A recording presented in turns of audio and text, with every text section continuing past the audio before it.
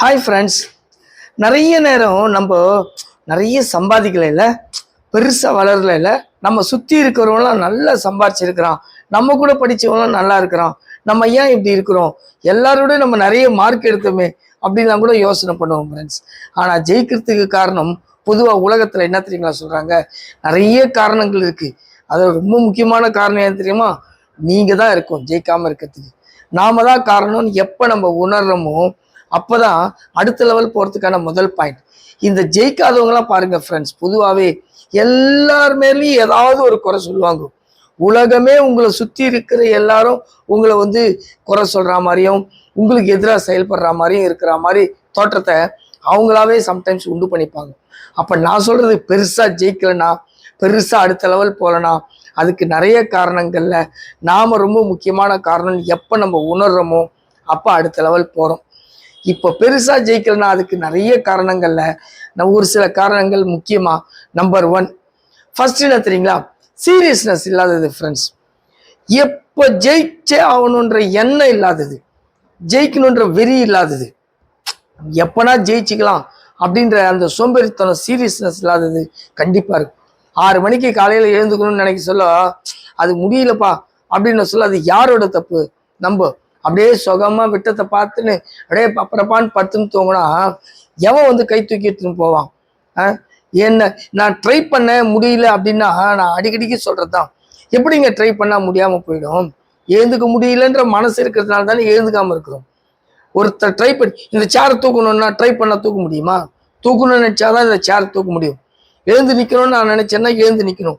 Try பண்ணலாம் அப்படின்னு உக்காந்து இந்த எழுந்துக்க முடியுமா? கண்டிப்பாக முடியாது. அப்போ சீரியஸ்னஸ் இல்லை. எங்க இது பண்ணால், இது காலையில் இப்போ 6 மணிக்கு எழுந்தா இந்த வேலையை பண்ணால் ஒரு எக்ஸ்ட்ரா இன்கம் வரும், சூப்பராக சம்பாதிக்கலான்ற ஒரு விஷயம் இருக்குது சொல்ல.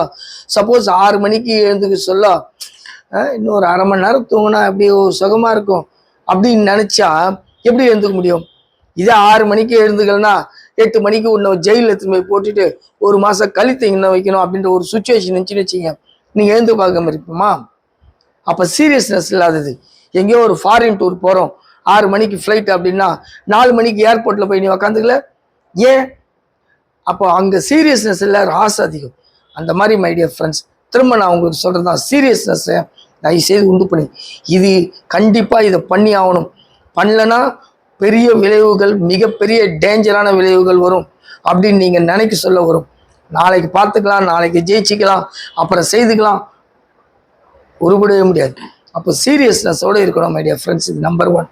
நம்பர் 2, ஒரு கிளியராக இப்படி ஜெயிக்கணும், இப்படி பண்ணணும், இதை ஜெயிச்சா இது வரும் அப்படின்னு ஒரு ஆசை இல்லைன்னா எப்படி மை டியர் ஃப்ரெண்ட்ஸ்? எப்பவுமே இது இது இது பண்ணால் இது வரும் அப்படின்ற ஒரு ஆசை இருக்கணும். ஒரு கிளியர் கட்டாக இதுக்குள்ளே இது முடிக்கலைன்னா இதுக்கு நமக்கு கிடைக்காம போயிடும் அப்படின்ற ஒரு பயம் இருக்கணும். எப்போ வேணாலும் நான் ஜெயிச்சிடுவேன் அப்படின்னா எப்படி வரும்? ஒரு கிளியர் கட் கோல் எப்பவுமே விடுவோம். ஒரு கிளியர் கட் கோலுக்கு கவுண்ட் டவுன் போட சொல்லுவாங்க. இப்போது இந்த 5 வருஷத்தில் இந்த வீடு வாங்கணும் அப்படின்னா ஒரு நாளும் கம்மியாகினே வரும். அப்போ ஐயோ 4.5 வருஷம் ஆகிப்போச்சு, 3 வருஷம் ஆகிப்போச்சு, நம்மளுடைய கோல் கம்மியாக இருக்குதுன்னு நினைக்கலாம். இல்லை 5 வருஷத்தில் வீடு வாங்கணும்னு நினச்சி எப்போவுமே 5 வருஷம், இப்போ சொன்னாலும் 5 வருஷம், அடுத்த 2 வருஷம் பொறுத்து கேட்டாலும் திருப்பி 5 வருஷம், 5 வருஷம் பொறுத்து கேட்டாலும் திருப்பி 5 வருஷம், எப்போ வீடு வாங்க முடியும்? இதனால தான் நிறைய பேர் சாதிக்காமலே செத்து போகிறாங்க. அப்போ ஒரு கிளியர் கட் கோலில் கவுண்டர் உங்ககிட்ட இருக்கணும். இந்த கோல் இதுக்குள்ளே முடிக்கணும், நாள் கம்மியாகுது, இது முடிக்கலைன்னா சீரியஸ்னஸ்ஸு அப்படின்ற ஒரு விஷயத்தை தயவுசெய்து புரிஞ்சுக்கோங்க மை டியர் ஃப்ரெண்ட்ஸ். 3வது ரொம்ப முக்கியமாக மை டியர் ஃப்ரெண்ட்ஸ், எப்போவுமே பார்த்தீங்கன்னா நம்மளுக்கு என்ன கிடைக்கும், இது கிடைச்சா இது ஒரு பெரிய ஒரு லாபமாக இருக்கும் அப்படின்ற ஒரு விஷயத்த மேட்ச் பண்ணி ஒர்க் பண்ணுங்க. இல்லைன்னா நம்மளால் அடுத்த லெவலுக்கு பெருசாக ஜெயிக்க முடியாது. ஃபார் எக்ஸாம்பிள், நம்ம சின்ன வயசில் சொல்லுவாங்க வீட்டில், பா இதை நல்லா கரெக்டாக மொத்தமாக சாப்பிட்டு தட்டில் இருக்கிறத நான் உனக்கு இந்த சாக்லேட் தரேன்.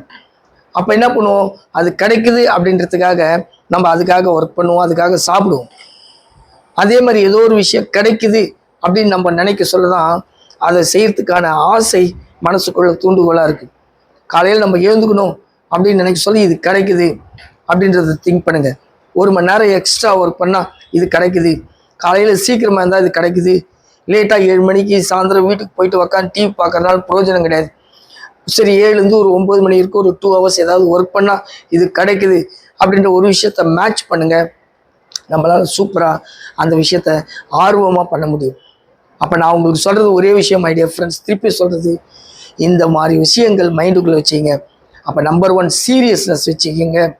இது கிடைக்கலன்னா இது போயிடும் அப்படின்ற சீரியஸ்னஸ், ஒரு கிளியர் கட் கோல், இதோடு இது மேட்ச் பண்ணுங்கள்.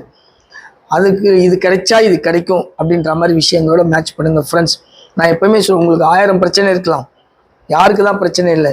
இன்றைக்கி உலகத்தில் பணக்காரனுக்கும் அந்த பிரச்சனை இருக்குது, ஒன்றுமே இல்லாத ஏழைக்கும் பிரச்சனை இருக்குது.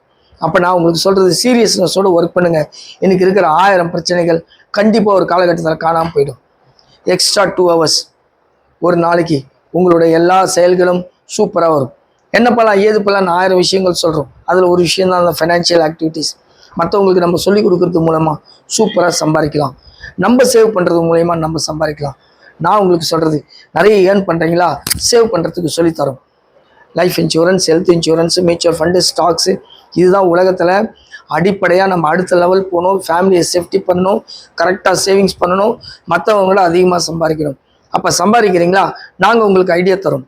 கீழே இருக்கிற நம்பருக்கு கால் பண்ணுங்கள், இல்லை வாட்ஸ்அப்பில் உங்கள் நம்பர் நீட் அனுப்பிச்சிங்கன்னா உங்களுக்கு காண்டாக்ட் பண்ணி ஒரு ஃப்ரீ கன்சல்டேஷன். இல்லைப்பா நான் நிறைய சம்பாதிக்கல அப்படின்னா சம்பாதிக்கிறதுக்கு ஐடியா கொடுக்குறோம். ஒரு 2 ஹவர்ஸ் யாருக்குன்னா ஃபைனான்ஷியலாக நீங்கள் ஹெல்ப் பண்ணிங்கன்னா அவங்களும் குரோ ஆவாங்க, நம்மளுக்கு ஒரு இன்கம் வரும்.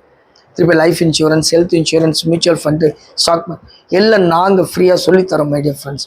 நீங்கள் தமிழ்நாட்டில் இல்லை, உலகத்தில் எந்த மூலையில் இருந்தாலும் எங்களுக்கு கீழே இருக்கிற நம்பருக்கு வாட்ஸ்அப் பண்ணுங்கள்.